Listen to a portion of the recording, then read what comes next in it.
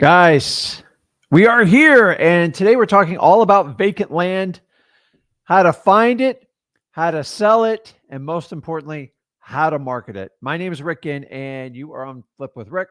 And let's get into it. So, everybody says, hey, listen, can I do the same thing with vacant land as I do with regular wholesaling houses? And it's always been an affirmative yes. And so people always say, hey, what is the primary difference between vacant land and single family houses? It's just one simple thing. One has a house on it and one doesn't. Now, let's talk about the pros and cons before we jump into it. It's real simple. Single family houses has just more education, more background on it, and therefore more people do it. And honestly, it can be much more profitable because there is more built on land than there is vacant land, with the exceptions of some states in the Midwest and like the Northwest where you just can't even develop. So the reality is you can do vacant land. And here's the one advantage I want to tell you about vacant land. And this is my favorite part about it, and nobody seems to talk about it, is that vacant land, let me pull it up here. Vacant land, there's less information available to people that own vacant land. So just like when you go to sell a single family home, the first place is what? What do people go to? Yes, they go to Zillow and they get their estimate. And they go, that's what the value of that land is, of that house is, and that's what I'm going to take. And for the most part, it's pretty accurate. So between Zillow and Trulia and Redfin and Realtor.com, the owner of a home has a ton of information, a ton of data available. And that's actually been a little bit problematic to us wholesalers in the long run. Listen, I'm the first to admit, when I started doing this, outside of going to a realtor, nobody really had an idea what a house would sell for. And to be honest with you, I did take full advantage of that. But I did have to work with realtors when I started way back 21 years ago. But we're here in 2024. So what I'm saying is, if you're doing the vacant land, is one of the advantages of you as a wholesaler in vacant land is that there is less information available to the seller of that vacant land. Bottom line, check it out. Go on Zillow, go on Trulia. It's the pricing is, the estimates are so terrible. Even the owners of the land don't believe it. So what they do is you buy land and you forget about it. And most people buy land with two goals in mind. Number one, they're going to want to build a dream house, a retirement house, or a second home on it.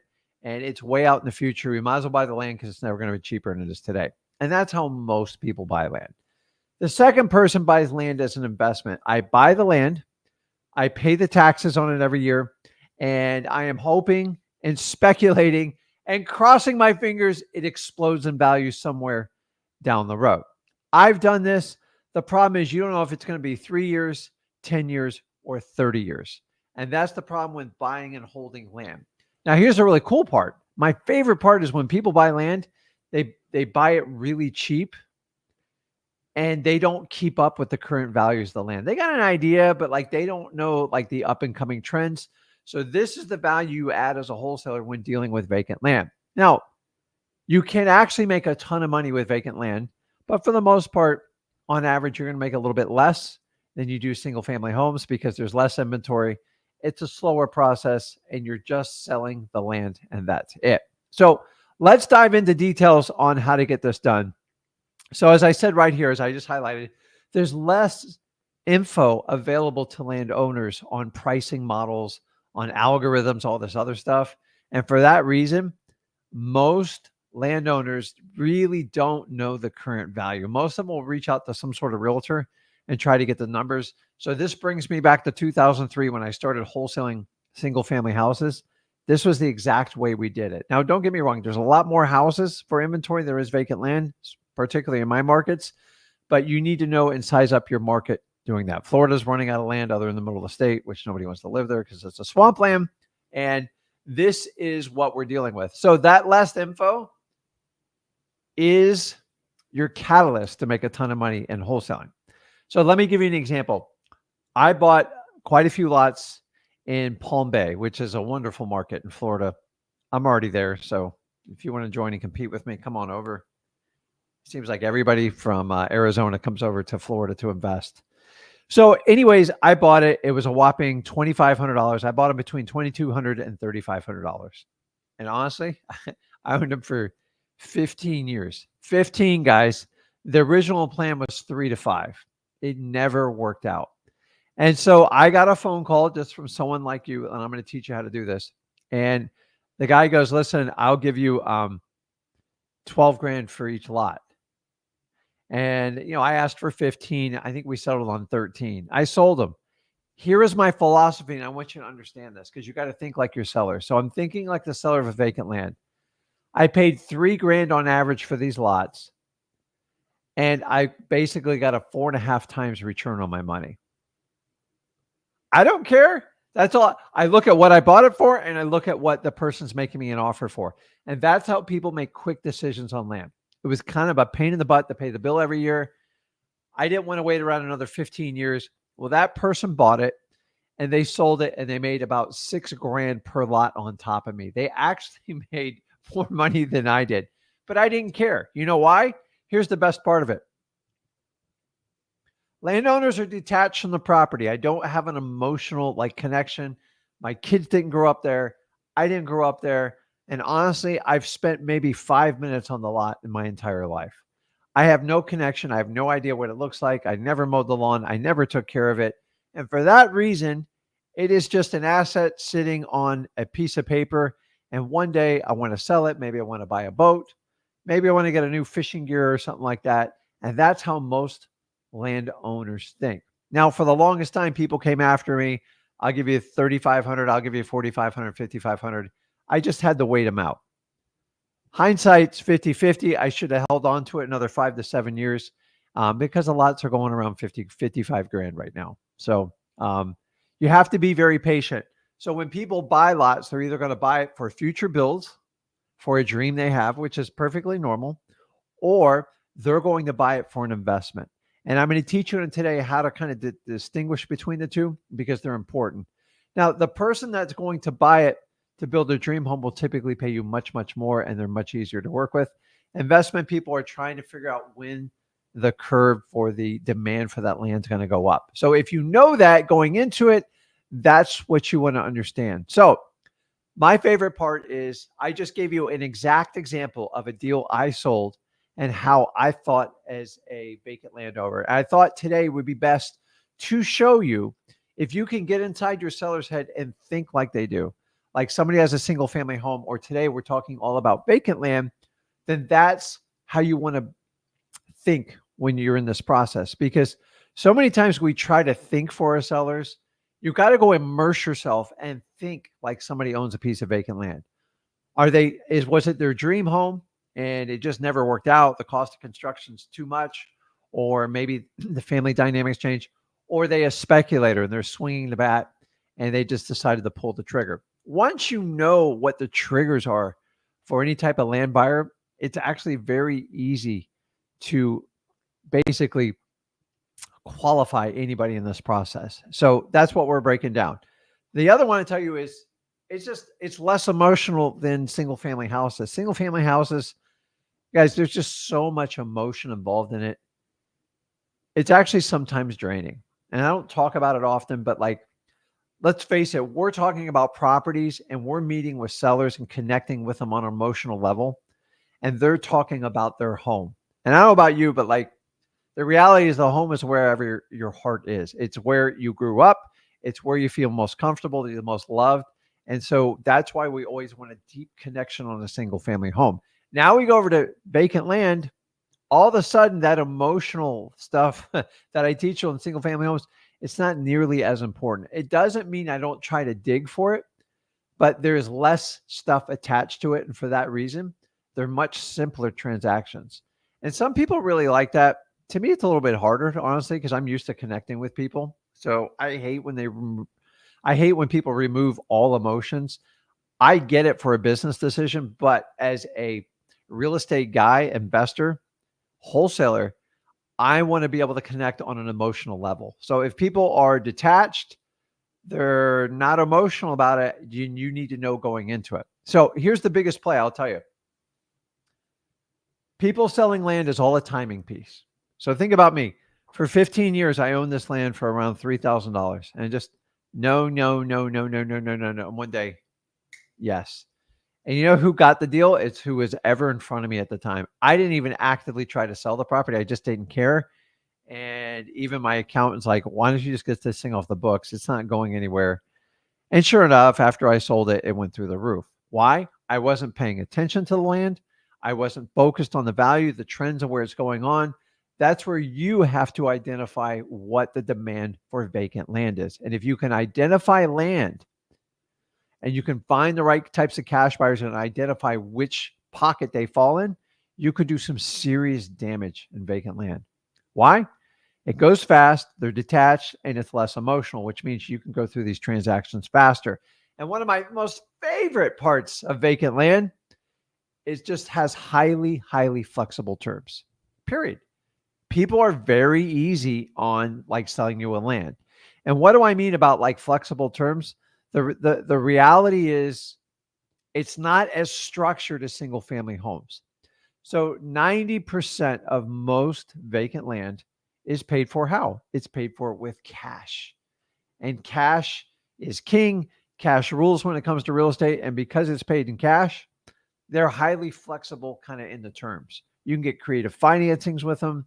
And honestly, if someone paid a couple $1,000s a piece of land and you offered them a couple $1,000s and then to finance the rest of it for 10 years or 20 years or 30 years, then you're making money over money and it's easy. It's very clean.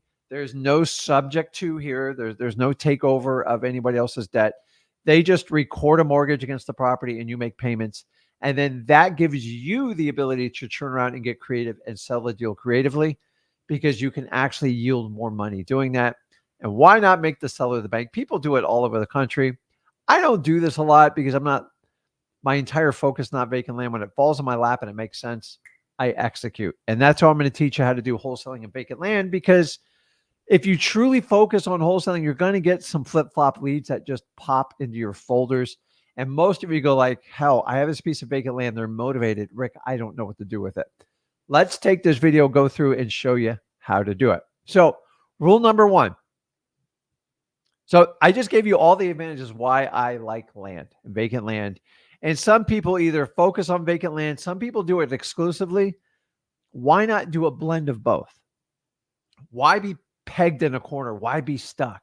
And I'm telling you, if you'll open up your horizons, if I can teach you how to do regular wholesaling, creative financing, and teach you how to wholesale vacant land, there's just some subtle difference in doing vacant land. And we're going to go over it right here, right now. So number one, the simplest thing you do is we talk about flexible terms. People ask me, well, Rick, how long should I put it under contract for? This is the easiest part because vacant landowners are so detached, are highly less emotional, and they're not living in the property. They usually give you a lot of flexibility to close. It's never like a 7 or 10 day close. I don't care. So when we teach you about single family houses in our perfect world, 90 days would be perfect to anything in wholesaling. But let's be honest, that is not the rule. So I always teach in single family houses, go for 30 days. 30 days is just a good fit. 30 days gives you time, especially if you're new to wholesaling. Why? Because you need to basically sell your contract to your vetted cash buyers that hopefully you've already set up with it. So if we know that going into it, then we have flexible terms. 90 days is what you want to get these under contract for. You're like, Rick, why 90 days? Why 3 times longer than regular houses? Well, here's the challenge. It takes longer to sell vacant land because number one, you probably don't have a lot of cash buyers for your land. And by the way, I'm going to get rid of the word cash buyers for land because land is basically assumed people pay cash for it. Even large, giant lots of land, which I own, I pay cash for. I have some self-financing involved. Banks want to see like your skin in the game. So usually when you have to acquire any type of land, especially raw land, you're paying cash. So the rest of this video, when we talk about land buyers, just assume they're all cash because that's how most of them go down. Now, 90 days. Why? Because you need time. And 90 days flies by when you do vacant land.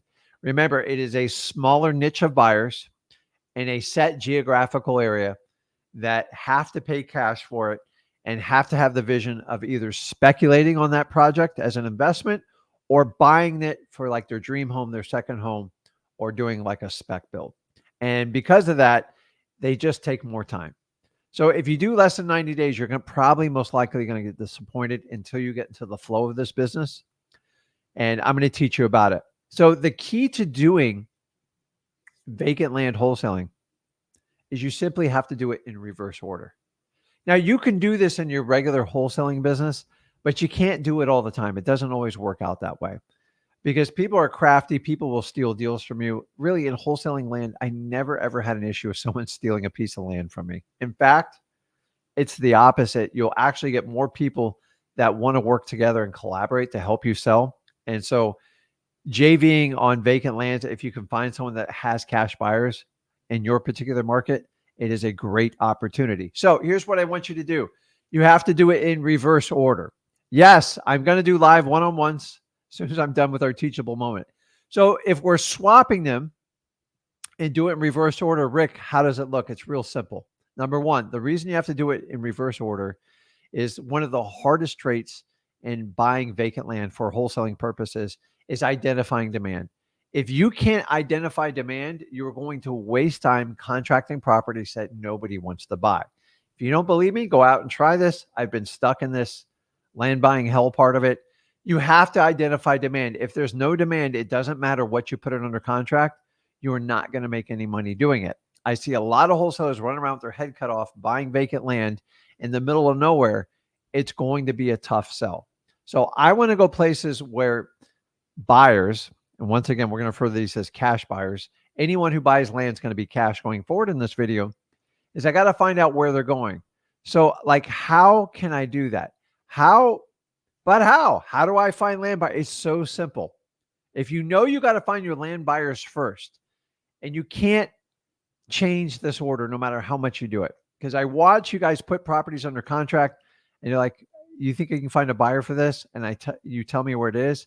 I go, unless you have a cash buyer list already set up, it's going to be a real challenge. How many days you got under contract? Well, I got under contract for 30 days. I go, you better start smiling and dialing for the next 72 hours and don't get off the phone until you do it, because it's going to be a tough sale. So we are going to do it in reverse order. We're going to identify the vacant land demand.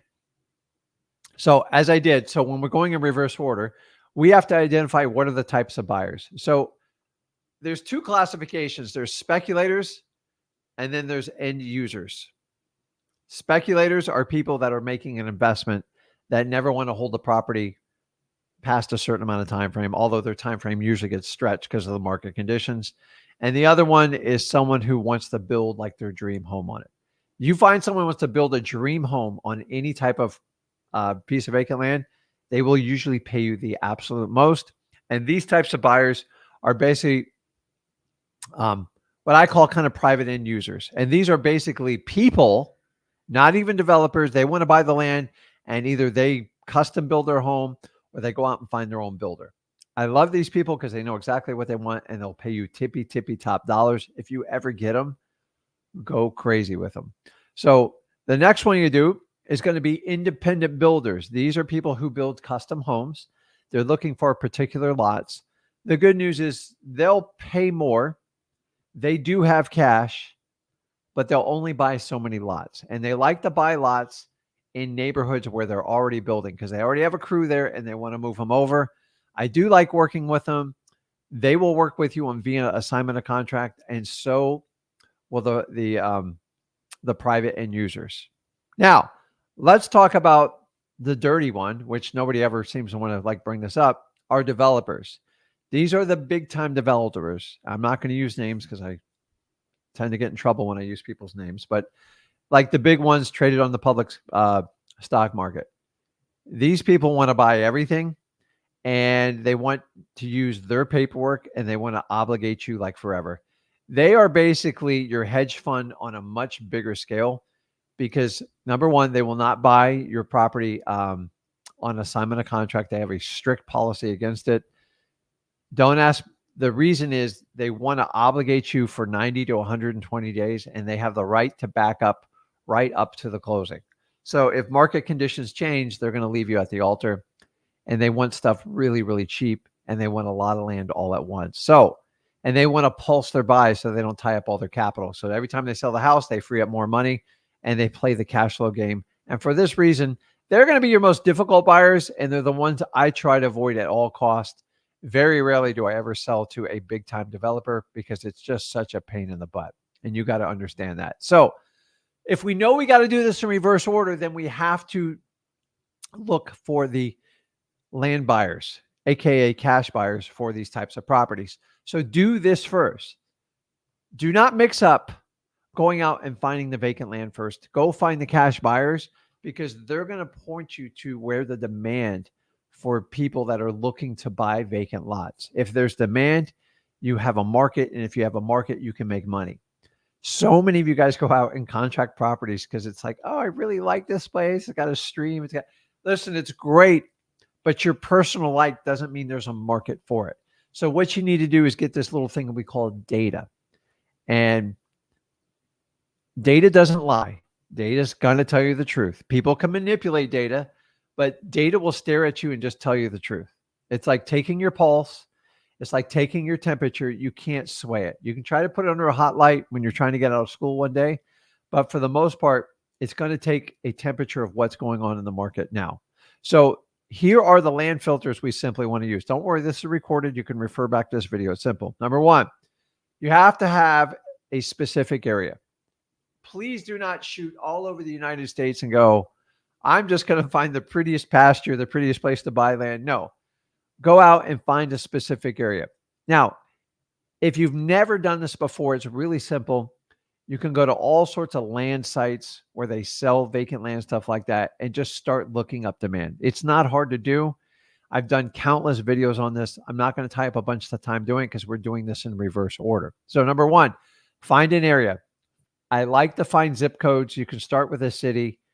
You can start with a county. So you go county, city, area code. This is where you're getting your intel to find out where there is a market for vacant land. You see, if you go out and contract vacant land and you don't know what the market is, you waste your time and you won't make any money. So this is not just my opinion. Everyone who does it, this is the way it's done. And this is the way it's been done for 20 plus years since I've been in real estate. And it's probably been done for hundreds of years like this before, even with the old time settlers coming to America. Find out where people want to live. Is it convenient? Is there a food source? Is there water? Are there schools? Are there public museums? Are there public libraries? Is there transportation? What's the political environment? And you look at all that. So people are moving around the United States more than they ever have. They're fleeing particular cities that have massive amounts of crime. People are looking to retire in their dream home. And this is where vacant land becomes a lot of fun. So find that area. So just start with the counties, start with the state you want to pick, and find where you think somebody would go to. So you can take your personal opinion, but you can't use that as the final testimony on how you're going to buy land. And you got to understand that. Now, people ask me always, so Rick, so if I pull up this information, how far back do I go? Now, here's the problem. Land is less transactionable, meaning it's not as heavy as single family homes. So you're going to have to be a little bit more open. You'll have to start at least 6 months out. Why? Because these people don't buy a property every 2 or 3 months. Some developers do something like that. For the most part, here's what I'm going to start out, a 6 to 9 month time frame. Why? Because I'm looking for transactions in that specific area for vacant land. And by the way, you can pull this up in any of the filters. I'll share the websites to go to. And you want to find out in a 6 to 9 month period what the buying trends are. Now, you can go out to a year. My problem with a year is you miss kind of the trend curve. 6 months would be a perfect world. 9 months is about as far as you go. A year, a lot of things change in 1 year. So remember, you've got to look at the last sales as the most important economic data you can look when wholesaling vacant land.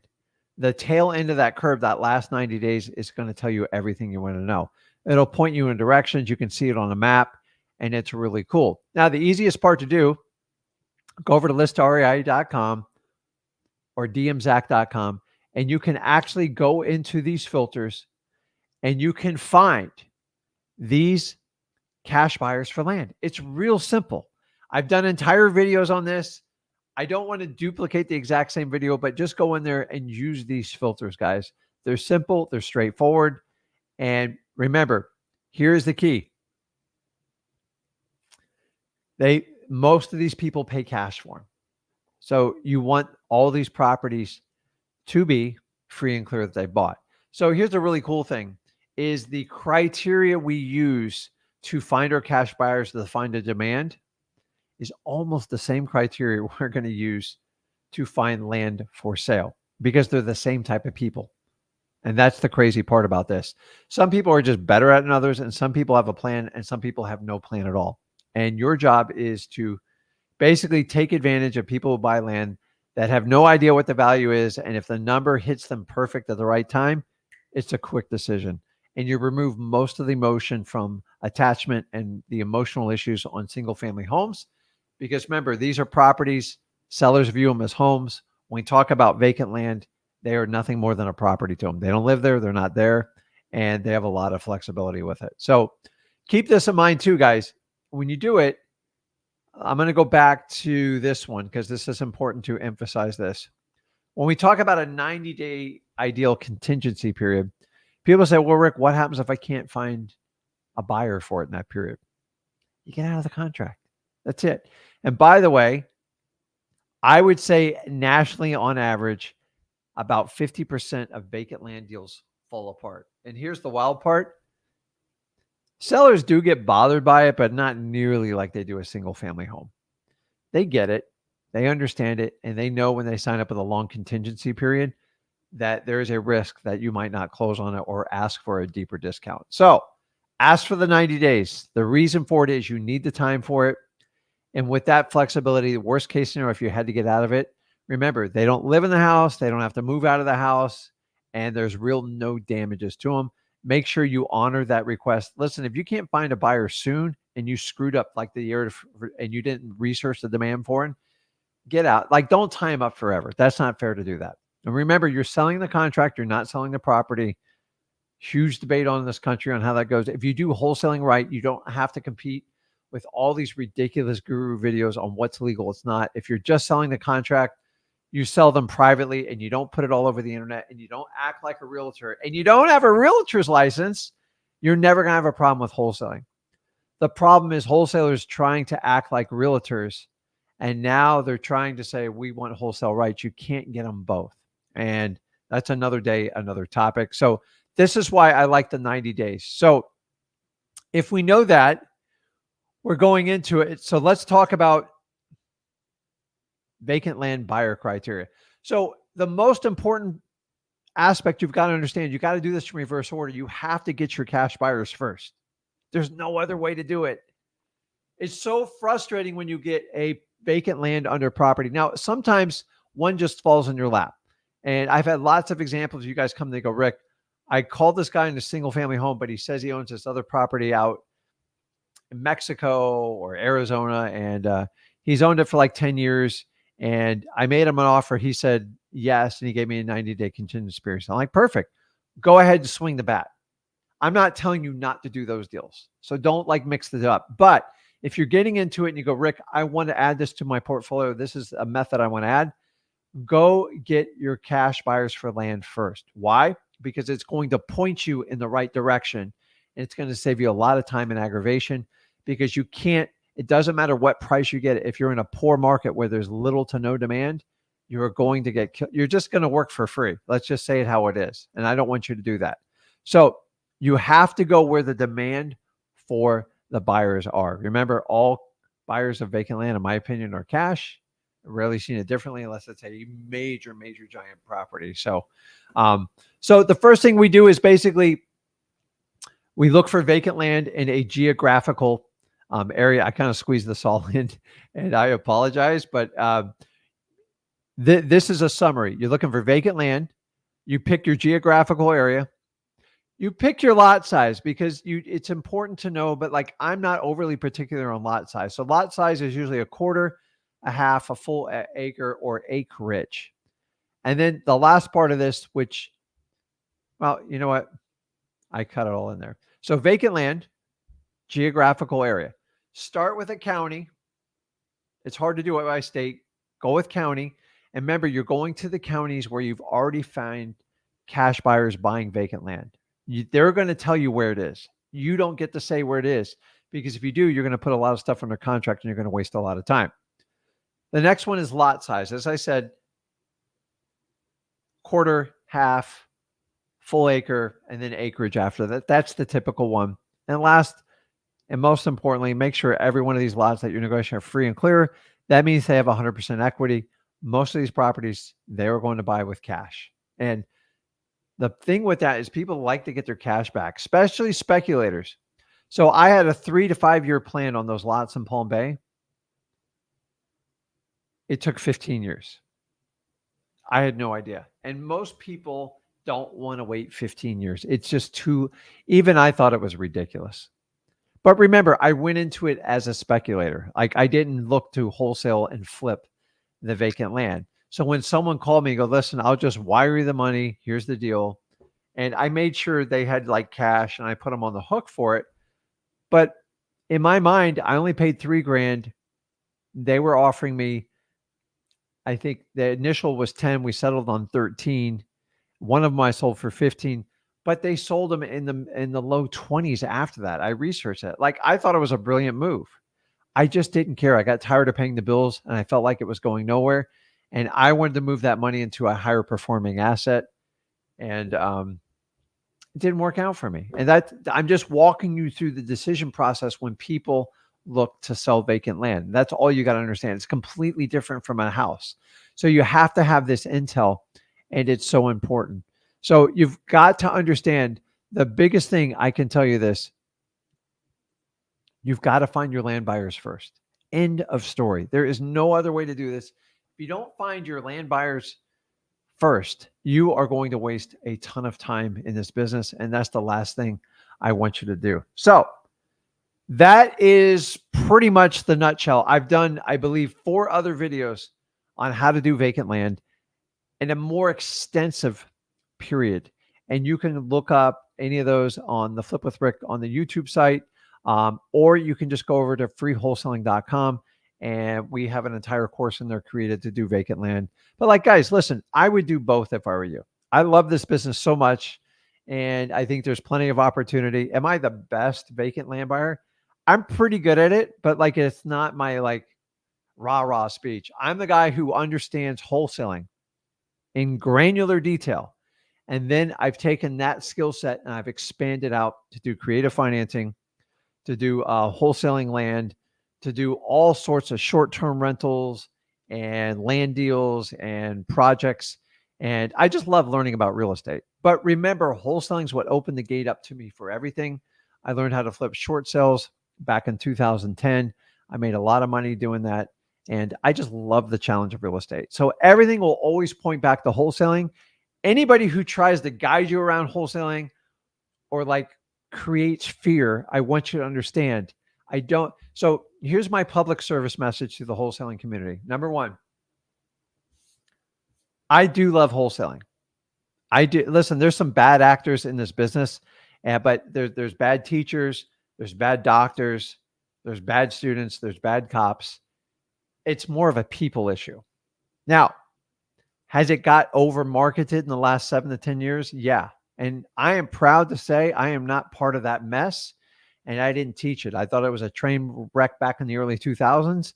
And to this day, if you have to pay $10,000 to learn wholesaling, you are getting ripped off. It's just the truth. Nobody wants to talk about it. People make me and Zach out to be the anti-guru and the villains. We're not. We just tell you the truth. To me, it's a basic skill set. And if I can teach you how to be a great wholesaler or just to find a deal, and I get you success, and I don't charge you, and I show thousands of people how to do this, and you come back to me, I said, listen, if you find a great deal, if you want to partner up with me, I would love to take the deal down with you. That's the best way to do it. It is the most open way, and I attract a lot of positivity doing that because I don't do it the traditional way. I don't care. Google didn't do the internet the traditional way. Me and Zach don't do it the traditional way. Here's my problem, though. You can pay someone. I don't care. If you want to pay someone, pay someone. Knock yourself out. I think you're crazy for wholesaling.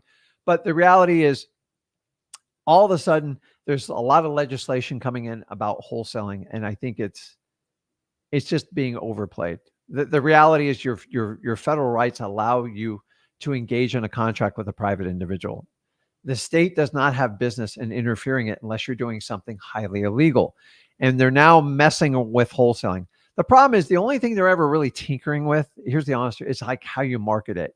And I agree, you shouldn't be putting pictures out on the internet and trying to sell properties when the reality is a wholesaler sells the contract. But why does every wholesaler's influencer's video have to say wholesaling banned, it's going away? Okay, you guys are smarter in this. And guys, listen, I think in the end, no matter if I think differently than other people or Zach thinks differently, that you guys need more opinions. The last thing we need is 10 people telling us the exact same thing. The reality is read the law word for word. So specifically, the South Carolina does not make it illegal to wholesale. If anything, it substantiates it. What it goes after is people that have a realtor's license, a bona fide license, basically prevents you from wholesaling. And I warned you about getting a license before. Now getting a license is putting you out there. And somehow somebody or a bunch of people in the industry decided if you get licensed, we're going to make it legal for wholesaling. It's ridiculous.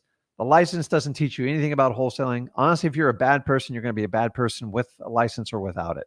It's just like regulating anything else in this world. And my challenge here is we got to stop the fear. We got to just stop it. If we all just come together and go, okay, how can we do this without getting in trouble? So full disclosure, there's about 5 or 6 states have tried similar things. Do you know, as of the output of this live stream right now in 2024, May 14th, not one person's ever been prosecuted. Now you got to ask yourself, why in the hell has that been that? I don't want anyone prosecuted, but it seems like there is a rooting section of people that want us to get nailed. Oh my God, you got to do this if you don't do this. And I don't understand it. Like we are all kind of on the same team. I don't care if other people have a different way, but the bottom line is, why are people hoping wholesaling gets banned? It just makes no sense to me.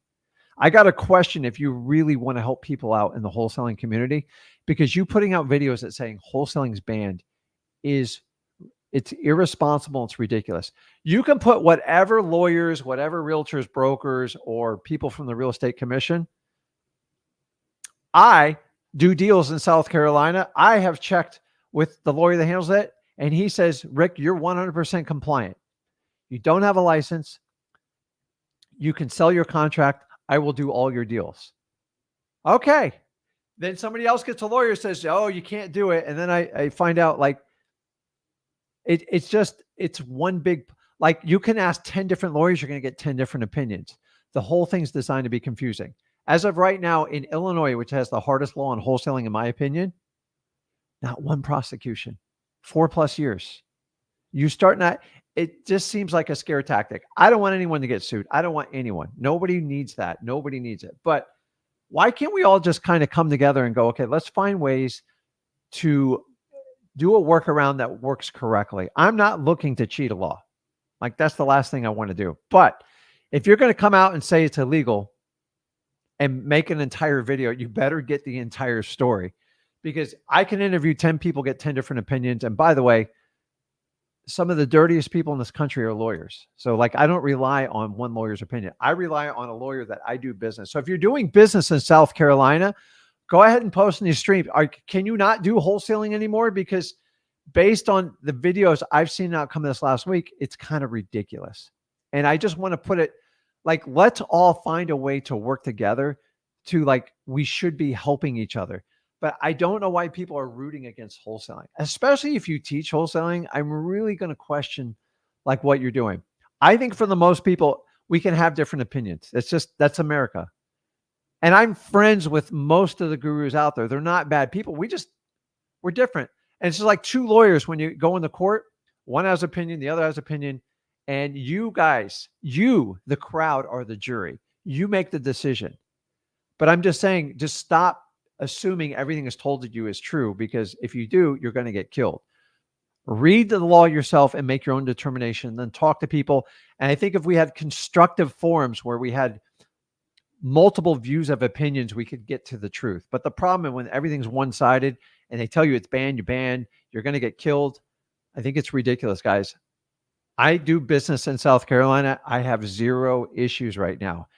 And this is as of today. And so if you guys have anything else, let me know and we'll go from there. So last thing, guys, is update on Zach. He's doing good. He's recovering. So he should be back live Thursday. To be honest with you, he wanted to come on today and I wouldn't let him on. So I locked the studio door. He's probably pouting on the other side of the door. It is what it is. He needs to get his voice back. So he'll be back Thursday. We got some really cool announcements. It's going to be a really wild lit show. And maybe we extend it. We'll have a lot of fun with it. So if you guys could show up Thursday to welcome Zach back. It's hard to keep him down and keep him quiet. And he's got some bold opinions about these influencers just saying stuff's banned. Guys, for the longest, you guys realize in wholesaling, before me and Zach were here, you just had to assume everything was told you was the truth. And for the first time in this industry, somebody stands up and speaks the truth. Listen, is it our opinion? Yes. Are we 100% right? Probably not. But the reality is, I just don't like, I see 10 gurus and they all have they all go on the same shows. They all share the exact opinion. And the minute somebody has an outside opinion, they're like, uh-oh, they're the anti-guru. It's not. Just because we don't agree doesn't mean it's bad. I don't run anybody on the bus here. If the shoe fits, wear it. You want to call yourself a guru, that's fine. I don't even know what a guru is anymore. I think it's just kind of funny. So Zach will be back Thursday. We're going to have a good time with it. So let's do this. I'm going to jump on, do some one-on-ones if you want to hop on there. We got a lot of time to talk to people today. And I want to answer any questions you guys got going on. So awesome. So I am reading the comments here. What's up, Juan? And I think I got Juan on here. We'll try to help him out and talk to him. Juan, I can tell you, Juan's been persistent. So you guys, we might have an announcement to open up Flip with Rick Plus tomorrow. I tried honestly, I tried to click the button over the weekend, and I guess I clicked the wrong button. And Zach's already kind of scolded me for it. So I don't run the technology in this business, and there's a reason for it. If you get an email to get accepted into the Flip with Rick Plus, do it, because we only have a few spots and we're keeping it small on purpose. And we're having a lot of success. We have a lot of fun in the group, and that also gets you to 2 lives. So we'll share that with you. So let's see. What else did I have on here? You guys are kind of from everywhere today. So what's up, Seth? How you doing? AD's in the house. Call me Rich Ginn. I love it, man. You know what they used to call me when I was young? Ricky. And so, like when I find old childhood friends, I go, hey, Ricky. And it like snaps my head around. So you ever want to get my attention, call me Ricky. Awesome. Okay. So let's do this. I'm going to take on the comments. So here's the rules. Let's engage. Let's try to solve problems. Don't come on here and like whine, because I don't got any cheese for you. And it ain't going to work. So since I was talking about Juan earlier, Juan, can you hear me? Yeah, can you hear me? Hello? Hello? Dang audio issue, and I'm going to fix it. One, hello? Your face. So hold on. I see you talking on the pulse thing, but let me change something here, and I will hop right back in on it. This drives me nuts. Hold on. I'll hop you back in. Oh, Lord. Okay. Let's see. Settings, and let's do audio. Oh, my goodness. So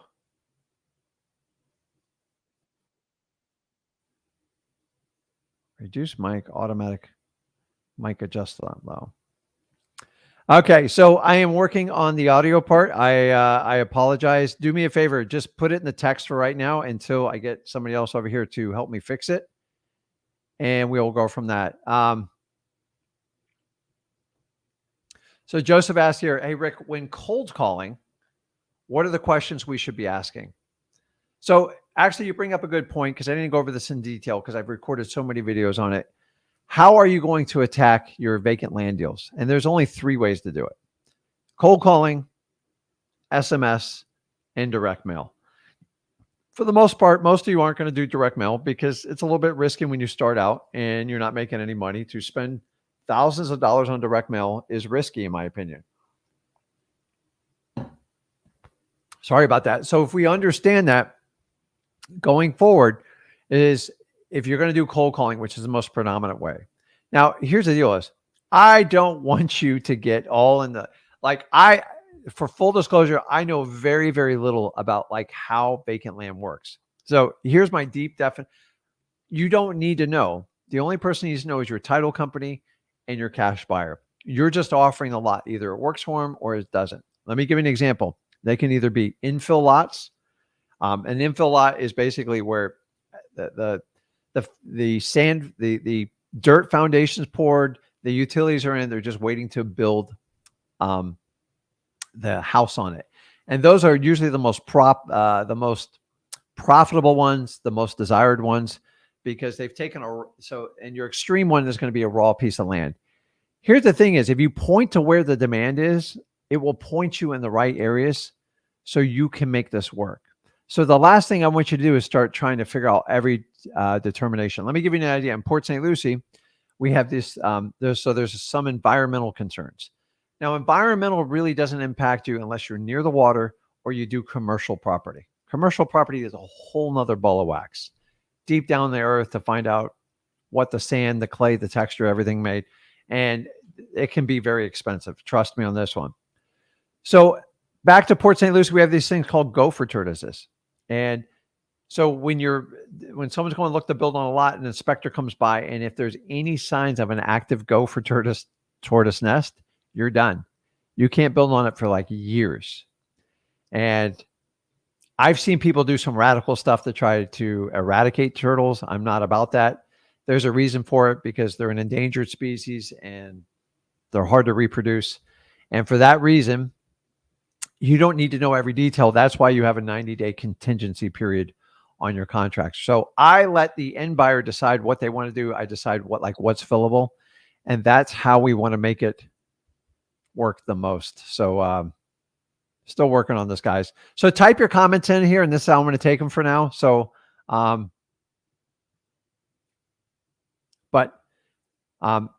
for the most part, when you're cold calling, you're looking to disqualify to get to qualifying when you first do it. End of story. Hey, you got interest in selling the property? And most people, when it comes to vacant land, they're not as adamant as a no when you do on single family houses. And if you know that, you can take full advantage of it. It works really well. So they're always interested in entertaining it. You just got to find a number that works. And by the way, for the most part, if you used your cash buyers to define the demand for that area, you're somewhat guessing at a price. So I still use the go for no method. Surprised nobody's asked me about that. And once I have a go for no, it's just a negotiation to see what my end buyer would pay for it. And guys, sometimes I am guessing. When I don't have a lot of demand, but I'm working in an area and someone goes, okay, I'll take $7,000. I think I can get 15 and I put it out there. I don't put 15, I throw it out there for 20 and let people negotiate and see what number comes up with it.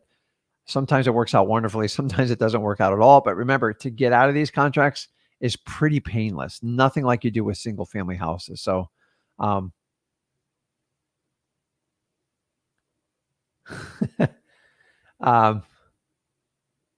so funny.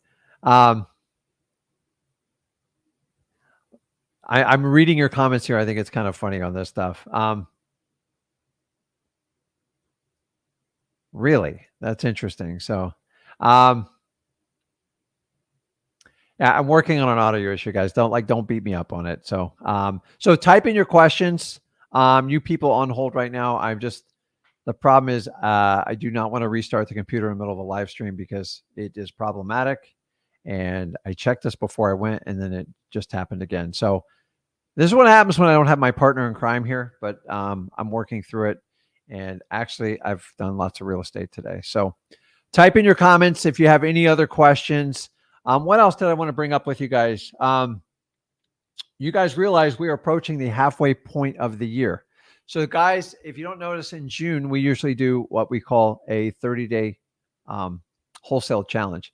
And it's really cool. Me and Zach go through and we record all brand new 30 videos. I do not replicate the exact ones I did before. Every year we adjust a little bit. We use some current trends, and it's very time intensive. It's a lot of work for us. And we take our current business and apply what's working so you guys can share in the wealth. And that's the one favorite thing I love what me and Zach do is we work together because we run a wholesaling business. And a lot of gurus just do wholesale teaching or real estate investing, and that's what they rely on. I've never done that. In fact, I sat down and was a student for the longest time while people sat there and spieled and had these big giant conferences. And by the way, kudos to people that actually have live events. I think it's really cool. It takes a lot of guts to do them. It takes a lot of money. And I love people that do it on a consistent basis. Why? Because they're not easy to do. And number two, a lot of them aren't profitable. So that's why most people don't do them. The way me and Zach do them is we actually make it part of your regular Flip with Rick training and everything we do. So we feel it's extremely beneficial, even though it cost us money.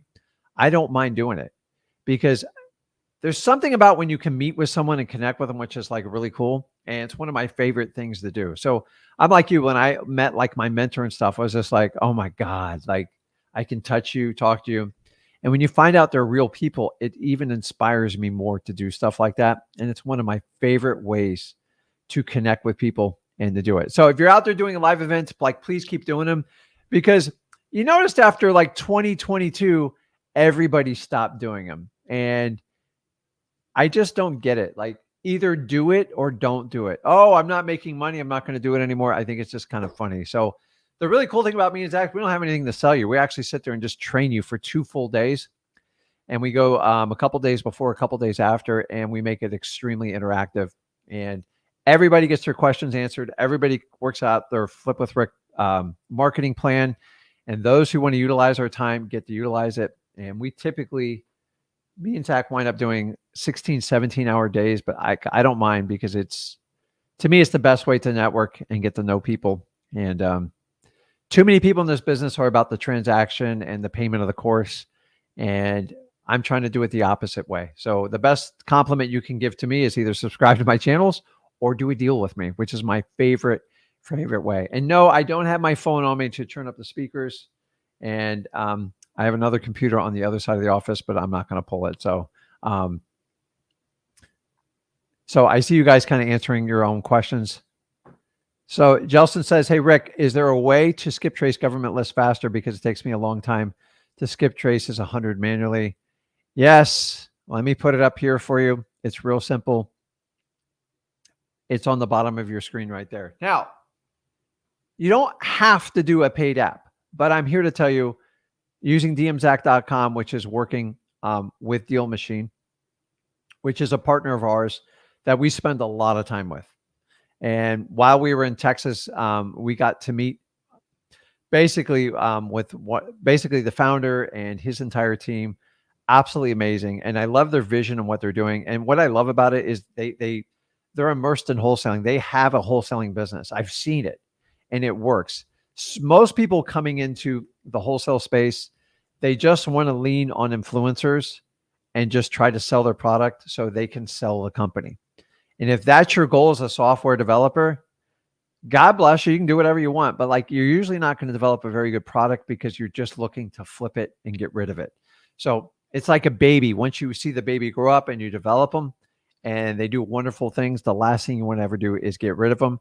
So it's so important to have the right partner. So if you're tired of doing it by hand, go to dmzac.com. You can pay a fee, but here's the really cool part. You can get 10,000 of them done a month. 10,000, guys. 10,000. Do you know what 10,000 used to cost me when I started? It used to cost me 35 cents. So that's what, $3,500 right there. And for like one simple payment a month, you get that, you get all the deal machine, you get the driving app, everything. Guys, it's like a no-brainer.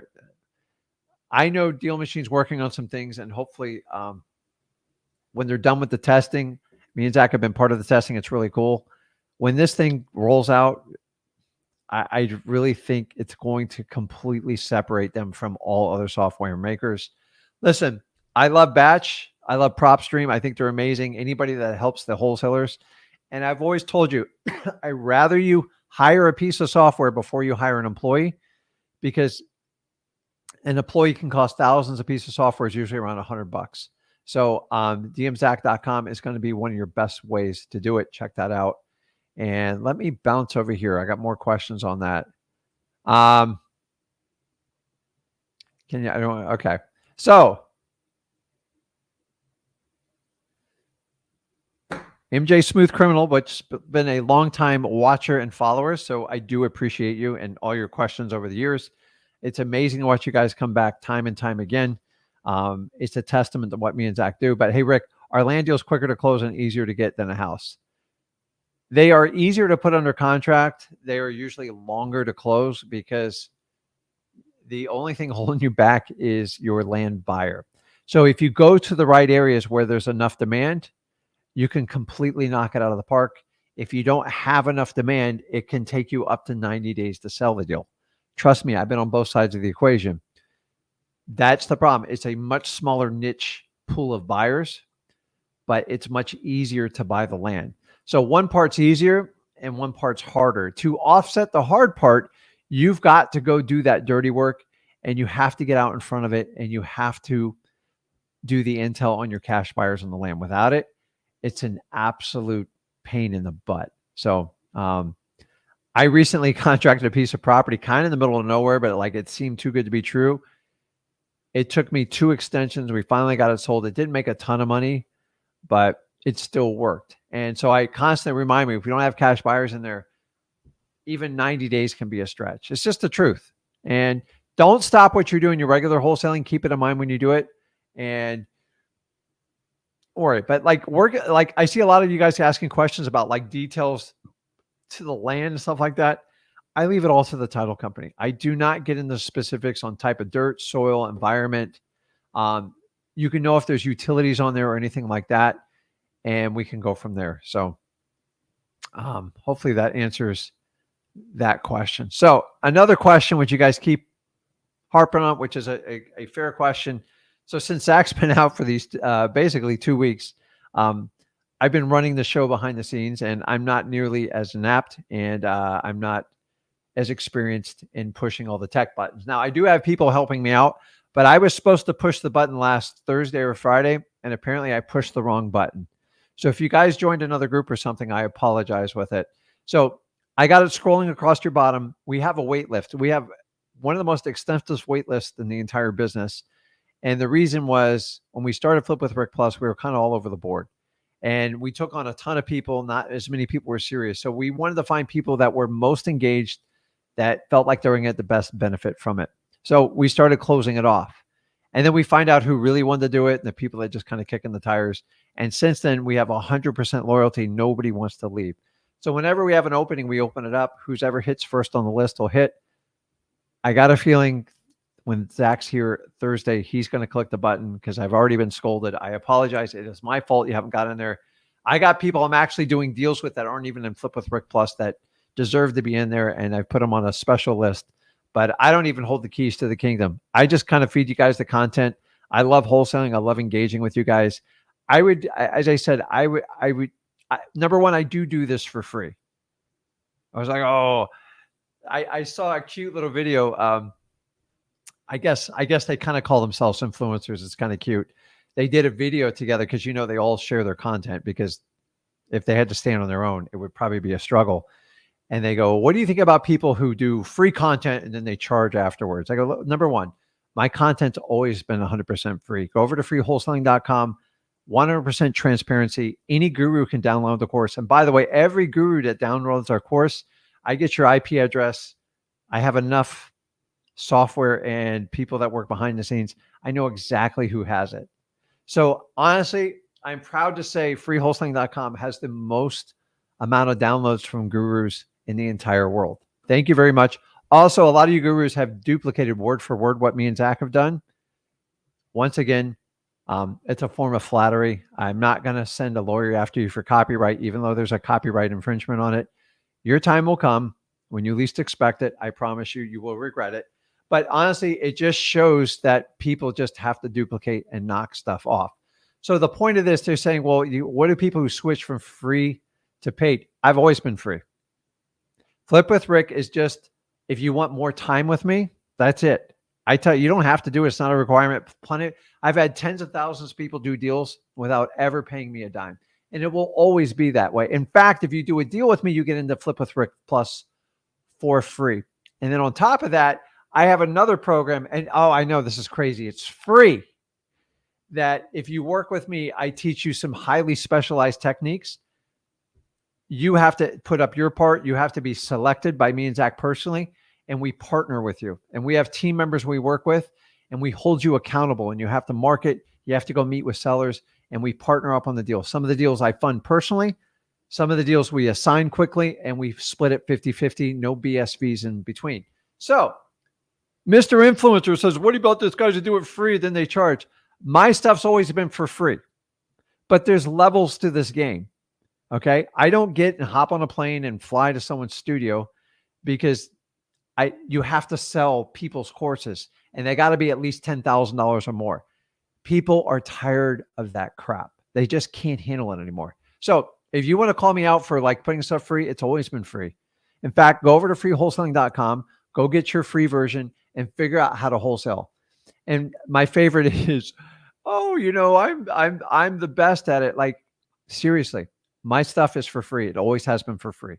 If you want additional access with me and spend more time with me, I have a very small fee. I guarantee it's about 98% cheaper than your product. And even then, if you do with the deal with me, I give you the money back. So I don't charge you $1,000 to submit a deal or do anything like that. So once again, it will be open. I'm probably leaning towards Thursday. So be first, be there. I got a bunch of you guys I'm working on deals with. So I enjoy it. But by the way, I look at it, any type of guru that talks about me and Zach on the internet, it's like, I get it. If that's what you have to talk about. My best part is they use names or they try to rhyme it. It's even cuter. So, but listen, I love anyone who brings attention to wholesaling. Like, even if I don't agree with what you say, more power to. I just think we should all come together and stop spreading this fear of like the wholesale ban. It seems like there's just certain people that just want it to be true. And I don't know why that is. You've got to read it. There's a lot of laws in this world. Most of us break them every day. And I want you to understand, because of that, you have to take it on your own. We can't depend on the media. We can't depend on influencers. You're going to have to use your eyes and your ears to make a decision with it. But if you don't like when the media record all these ridiculous videos on these one-sided news stories, why would you take a one-sided wholesaling story? And I'm just saying, read into it. But here's the problem, though. We can ask 10 different people and get 10 different opinions. Nobody seems to agree. And it just goes to show you how poorly the law is written. And like, listen, wholesaling is a risk to begin with. If you sell your contract and you do this correctly, you avoid 99% of the problems out there with wholesaling. If you want to act like a realtor and you got tricked into calling them LS, or you're doing some sort of agent outstretch, whatever they call it, I remember wholesaling when I started. We never really worked with real estate agents. We looked for off-market property direct to seller. And so when you influencers call real estate agents, I just think it's what are you doing? Like, what are we teaching people? You're teaching people to be real estate agents. You are not getting representation. It is just transactional. And you're going to have to go through thousands and thousands of them to get anywhere on it. So anyways, that's my 2 cents on that. Let's see here. So Cheryl says, hey, thank you, Rick. Yeah, it's tough here in Illinois. We've got lots of deals here. Now, I'm the first to tell you the Illinois law is written clearly. But I'm here to tell you, there's wholesalers people are just ignoring it. Title companies are ignoring it. Lawyers are ignoring it. It's another example of local state government going way above beyond. And This is our new politics for 2024 and going on. Just write laws that conflict and restrict your federal rights, and no one's going to pay attention. Listen, guys, I've already told you right off the bat, there should be some sort of fund created, and I would be the first to contribute to it. When somebody gets nailed for one of these ridiculous laws, meaning you don't commit fraud, you did everything legally and ethically, you sold your contract and did it how wholesaling is supposed to be done, and you don't have a ridiculous paper trail of you breaking a ton of laws, and you just got nailed for wholesaling, let's go get the baddest lawyer and protect your federal rights. And once you have a case law, we can all hang it on, and I promise you most of the stuff will go away. But we're too busy trying to find out courses, put organizations together to try to streamline wholesaling to do it correctly with my way, which is basically creating your own course. And it just seems like you're rooting for the problem because you have the cure. And that's where I have the challenge with it. So I would love to hear more on anybody who has input on it.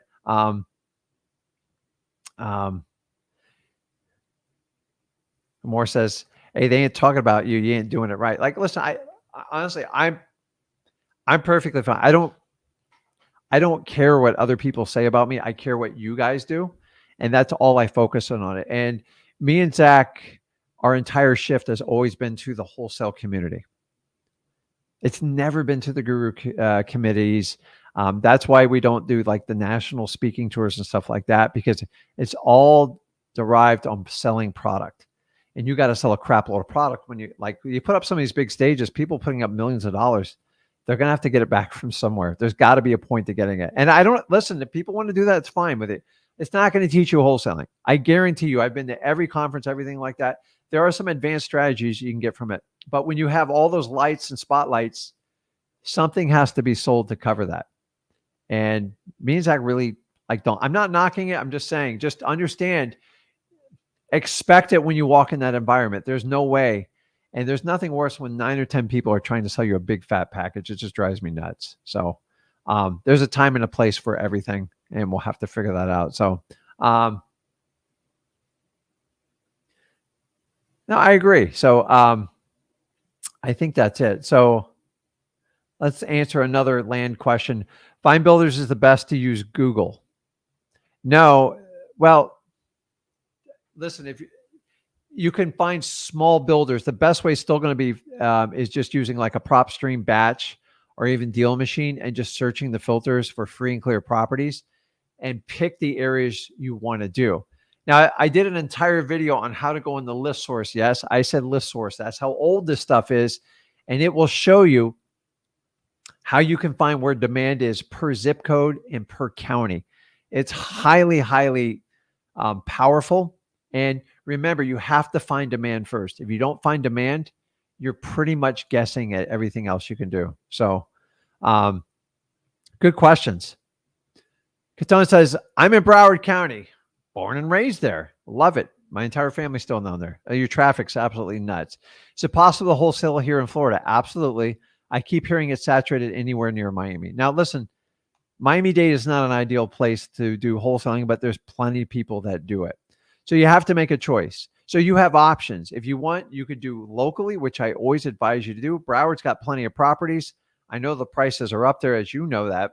But you could also do your local market, and you could engage a virtual market. And that's one of the ways you can easily do that. So listen, guys, here's the problem is, who's saying it's saturated? I can go to every market. Everybody who's on the lives and on the comments would say it's saturated. I can tell, I think all of Florida is saturated. I don't care. I teach you how to engage people and how to separate yourself from the competition by being you, by being authentic and having real conversations and building rapport with people. If you think you can do that, Broward's got an amazing population. The prices are up there, but once you know the local market, you just got to find distressed property. And God knows every time I drive down to Broward, you have so many cities down there. I started wholesaling in Lauderhill. Rough area.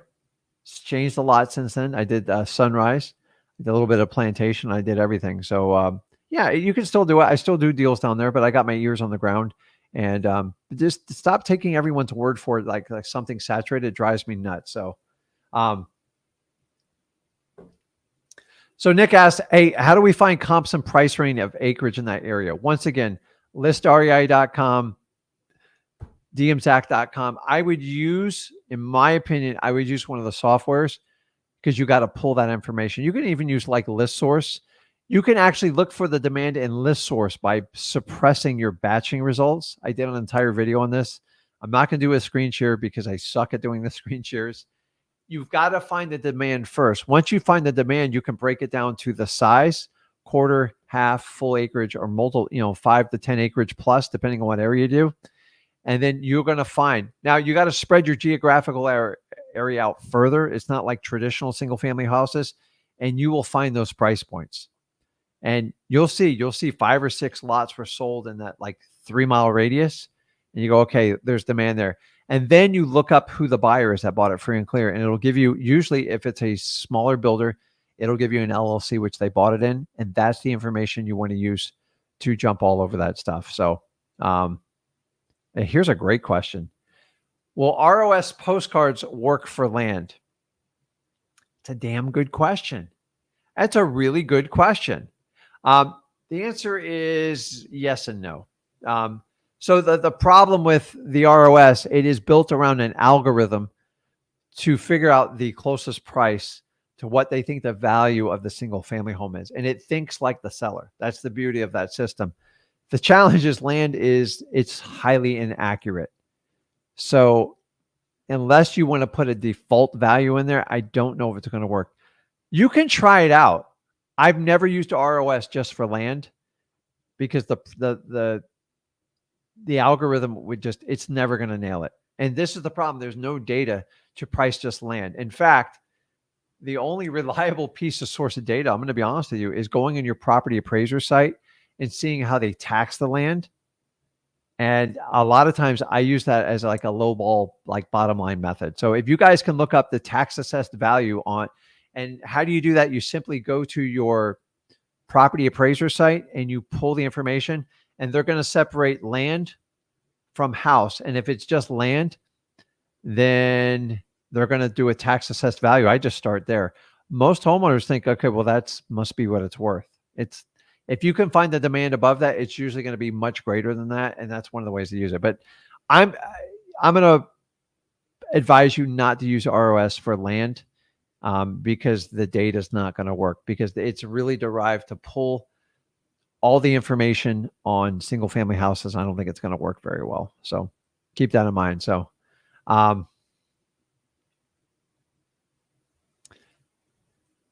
so yes, Juan, I promise you the button's going to be pushed Thursday. So, only issues, I'm going to be on the road going through the desert and I don't want to miss. Well, Chief, I can't control when my son has to have a medical surgery or anything like that. But well, don't worry, I will. I'll figure it out. You stood on a platform loud enough. So, guys, here's what I want you to do. If you want to get on the wait list for Flip with Rick Plus, I put it on the bottom of there. Just go ahead and join it in there. If you're serious about it, we're going to push the button Thursday. And honestly, it's going to close quick because I don't take hundreds of people at a time. It's not like our Facebook group. And by the way, guys, if you haven't gone to Wholesaling Houses for Real, a little birdie told me it's going to be the largest wholesaling group in the world on Facebook. I would love for you guys to celebrate by joining that. Make sure you join my channel, Rick Ginn and Zach Ginn's YouTube channel, where we separate out some of this content. So sometimes you can deal with the old guy. Sometimes you young guys, you speak a different language and I don't always understand it, but we can go on there and it'll be great. So we're going to do a live on Thursday. We'll do something special. It's going to be a lot of fun. If you guys can welcome Zach back, it's hard to keep him down for a long amount of time. I basically locked the door in the studio and I wouldn't be surprised if he's right on the other side of that door as I do this, but it's important. He's got his voice back and everything. He just needs to get back. You know, that fire in your belly when you're like screaming about like people trying to screw us over in wholesaling, it's coming back full force. And, you know, we have a big opinion of what's going on in the wholesaling community because you guys listen to us and we listen to you, and we don't listen to any of these.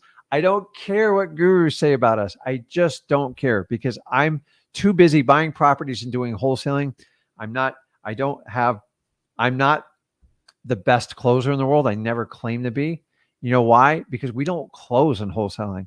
We qualify and we guide people. If you're closing, it means you're trying to force people to sell you their house, and it's never going to work.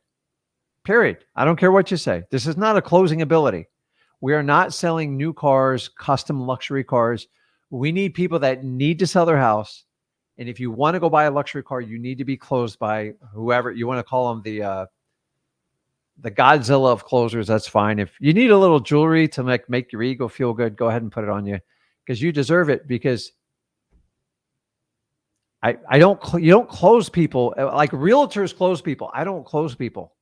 I just give them the truth and I give them solutions and I connect with them, and that's it. I think that's what most people do, but I think people have got tied up in titles. But like, I know how the ego works. I used to be young once before, and we all get humbled eventually. But like, listen, I love wholesaling. Anyone who brings attention to wholesaling, I commend you. I love you for doing it, bringing it. Even though we have different opinions, I still think we're a community. I think we all need to come together on these wholesaling laws and stop picking everybody apart. Stop telling everybody wholesaling's banned in a state. Like, it just seems like they're so excited to do it. It's their first videos that come out.